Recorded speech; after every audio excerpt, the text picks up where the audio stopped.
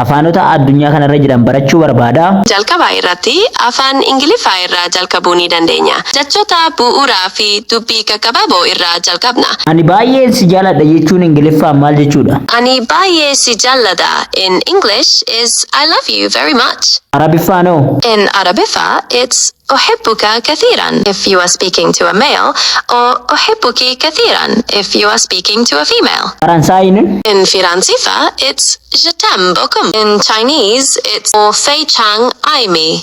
Haaluma amma dhageessan kanaan bilbiluma keessanii mana keessan teessanii afaan barbaadan barachuu akka dandeessan ni beektu. Maarreen beekta yoo ta'e mana kana fooloo gochuun na duukaa bu'a. Kanas argachuufis immoo aappii tokko sin barbaachisaanii aappii kana argachuufis gara Play Store bilbila keessanii deemuudhaan Tiyoo Tips jettanii sarchii gootuuni innuma tassaka kana qabatee isinii dhufanii isumarratti tokko jechuudhaan install ni godhattuuni open jechuudhaan edda bantanii booda bakka sarchi baarii isaarratti Duwwaa 2 jettanii sarchi ni gootuuni innuma tassaka kana qabatee isinii dhufanii xiqqoo as yeroo fuudhaan get it now kan jedhu irratti okay ni jettuuni edda appicha buufattanii booda itti fayyadamni isaa baay'ee salphaadhaani afaan barbaadaniin gaafachuu ni dandeessuuni akkasumallee barreessitaniillee dhiyeessuu ni dandeessu jechuudha. Kan siniif hin hojjenne yoo jiraate immoo comment irratti naa barreessaa ani immoo viidiyoo biraa siniif hojjedha waan dhaggeeffattaniif galatooma horaa bulaa.